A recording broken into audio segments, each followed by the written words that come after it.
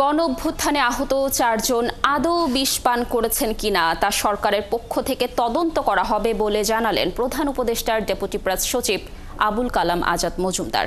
গতকাল green tonic নামের গাছের ফলন বৃদ্ধিতে ব্যবহৃত ওষুধ পান করেন তারা। বিকেলে গ্রিন টনিক ওষুধ পান সেই আহতরা সহ আরও কয়েকজন আজ চক্ষু বিজ্ঞান ইনস্টিটিউটের পরিচালককে তার কক্ষে অবরুদ্ধ করেন।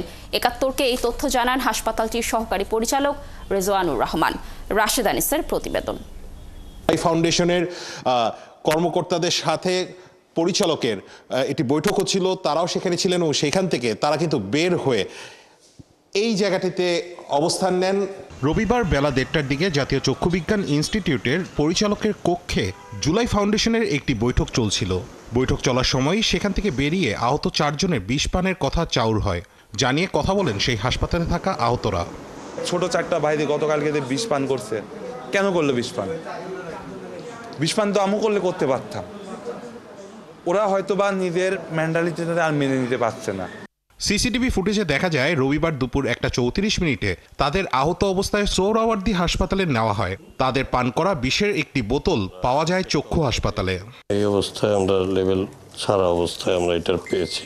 সোহরাওয়ার্দী হাসপাতালের চিকিৎসক জানান তারা গ্রিন টনিক নামের গাছের ফলন বৃদ্ধিতে ব্যবহৃত এক ধরনের ওষুধ পান করেছেন। ফলে তাদের শরীরে তেমন বিষক্রিয়া ছড়ায়নি, পাকস্থলীও ওয়াশ করতে হয়নি। ও আমাকে একটা ছবি দেখালো ঔষধের ঔষধ আছে এখানে একটা সবুজ কালারের থাকে উদ্ভিদের বৃদ্ধি বা উদ্ভিদের মানে এগ্রিকালচার জাতীয় ইউজ করা এরকম কোনো কিছু একটা। ওষুধটার নাম কি গ্রিন টনিক? ছবিটা পাইছিলাম ওই ছবিটা ওইটাই পাইছি। আহত 4 জন আদৌ বিষ পান করেছেন কিনা তা সরকারের পক্ষ থেকে তদন্ত করা হবে বলে জানান প্রধান উপদেষ্টার ডেপুটি প্রেস সচিব। ধন্যবাদ। ওনারা আদৌ বিষ পান করেছেন কিনা এটা খোঁজখবর না হচ্ছে। ওনারা এটা নিয়ে আমাদের সরকারি পর্যায়ে তদন্ত করে দেখা হচ্ছে যে ওনারা যেটা পান করেছেন এটা আসলে কি বিষ পান কিনা। আর একটা জিনিস তো আমরা সবাই এটা জানি যে দীর্ঘদিন ধরে কেউ যদি চিকিৎসাধীন থাকে তার মধ্যে একটা ফ্রাস্ট্রেশন গ্রো করে।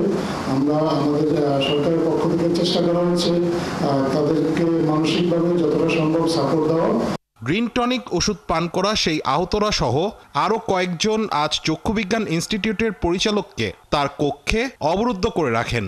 পরে পুলিশ ও সেনাবাহিনী এসে পরিস্থিতি শান্ত করে। সেনাবাহিনী আর্থিক সহায়তা প্রদান করছে 5 লাখ টাকা করে।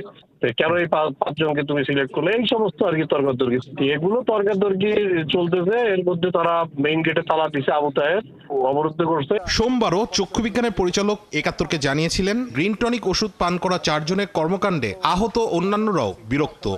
এই 4 জন রোগী সোহরাওয়ার্দী হাসপাতাল থেকে তাদের চিকিৎসকদেরকে না বলে তারা চক্ষুবিজ্ঞান ইনস্টিটিউটে আসার পরে ওদের সাথে মনে হয় কোনো একটা ঝামেলায় জড়িত হয়ে যায়। যে রোগীরা চিকিৎসা নিচ্ছেন অধিকাংশ রোগীরা হচ্ছে তাদের যে এই 4 জনের অ্যাক্টিভিটিসকে তারা সমর্থন করতেছেন না। রাশেদ আনিস, ৭১, ঢাকা। অল্পতার কারণে তারা